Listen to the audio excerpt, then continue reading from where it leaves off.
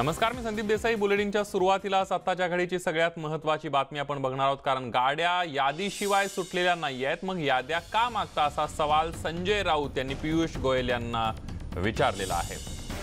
केंद्रातील महाराष्ट्राचे मंत्री राज्याकडे याद्या मागतायत। गाड्या न मिळाल्याचं सांगितल्यावर गोयल यांची चिडचिड झाल्याचं सुद्धा यावेळेला संजय राऊत यांनी म्हटलेलं आहे। बाहेरच्या कामगारांसाठी एम्प्लॉयमेंट एक्सचेंज काढावा लागेल आणि सगळ्यांना पारखून घ्यावं लागेल। योगी आदित्यनाथ यांनी त्यांच्या राज्यातील लोकांची चिंता करावी। इकडून गेलेल्या मजुरांना तिथं नरक यातना सोसाव्या लागतात, त्यामुळे महाराष्ट्राला दोष देऊ नका। इथं त्यांची काळजी कशी घेतली त्याच्या व्हिडिओ क्लिप आम्ही त्यांना पाठवल्या आहेत। मजूर इथून जाताना उद्धव ठाकरे आणि महाराष्ट्राचा जय जयकार करत होते, हे योगींना आवडलेलं नसावं, असंही संजय राऊत यांनी म्हटलेलं आहे। पूरे देश में से कौन से राज्य से इस प्रकार की लिस्ट रेलवे मंत्रालय ने मंगाई है मुझे मालूम नहीं। महाराष्ट्र सरकार का जो काम है इस मामले में बहुत ही बढ़िया तरीके से चल रहा है। हम मानते हैं कि रेलवे मंत्रालय पर बहुत बड़ा प्रेशर है पूरे देश से लोगों को अपने अपने घर पहुंचाना। महाराष्ट्र ने जितनी मांग की थी रेलवे ट्रेन की उतनी नहीं मिल पाई है। इस बारे में अगर सरकार की तरफ से कोई टिप्पणी की है तो उसमें कोई इतना गुस्सा होने की ज़रूरत नहीं है। जो लिस्ट हमारे पास हमको देनी थी वो हमने रेलवे मंत्रालय को दी है और उसकी सूची भी हमने जारी की। आणि याविषयी अधिक माहिती घेऊयात। आपल्यासोबत आपले प्रतिनिधी उदय जाधव आहेत। उदय, आपण बघतोय एकीकडे संजय राऊत यांनी पियुष गोयल यांच्यावर सुद्धा निशाणा साधलेला आहे, तर योगी आदित्यनाथ यांच्या वक्तव्याचाही त्यांनी समाचार घेतलाय। संदीप, आपण बघतोय की कोरोनाच्या पार्श्वभूमीवरती जे काही महाराष्ट्रातले परप्रांतीय मजूर आहेत ते आपापल्या राज्यांमध्ये निघालेले आहेत, त्यावरनं शिवसेना आणि भाजप यांच्यामध्ये ट्विटर युद्ध सुरू आहे। कुठेतरी या ट्विटर युद्धामधून आता प्रादेशिक वाद जो आहे तो उफाळून बाहेर आलेला आहे।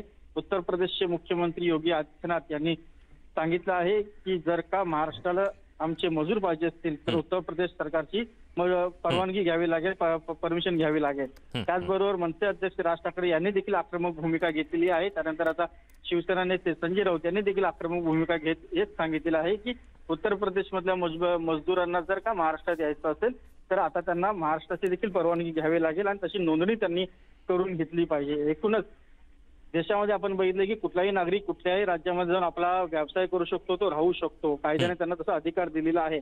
मात्र राजकीय पक्षांमध्ये मात्र कुठला नागरिक कुठे जावा आणि कसा व्यवसाय करावा यासाठी मात्र एक श्रेयवाद जो आहे तो सुरू आहे। एकीकडे कोरोनाची लढाई सुरू आहे, कोरोनाला हरवायचं आहे, आणि तर दुसरीकडे राजकीय पक्ष एकमेकांवरती शाब्दिक चिखलफेक करताना दिसतात। अगदी धन्यवाद उदय, तुम्ही दिलेल्या संपूर्ण माहितीबद्दल। आणि संजय राऊत यांनी योगी आदित्यनाथ यांच्या विधानाचा कसा समाचार घेतलाय तेही एकदा ऐकूया।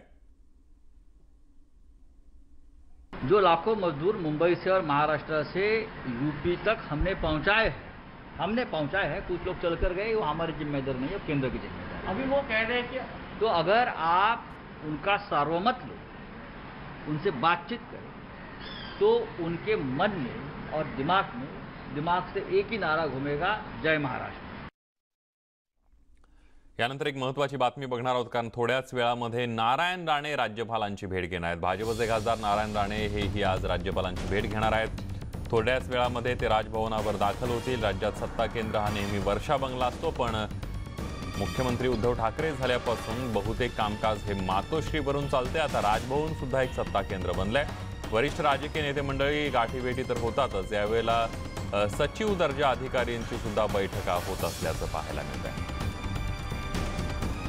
आताची सगळ्यात महत्त्वाची बातमी आहे, कारण थोड्याच वेळामध्ये नारायण राणे राज्यपालांची भेट घेणार आहेत। आज आपण बघितलं तर शरद पवार, राष्ट्रवादी काँग्रेसचे सर्वेसर्वा शरद पवार यांनी सुद्धा राज्यपालांची भेट घेतलेली आहे, आणि आता थोड्याच वेळामध्ये आता नारायण राणे सुद्धा राज्यपालांच्या भेटीला जात आहेत।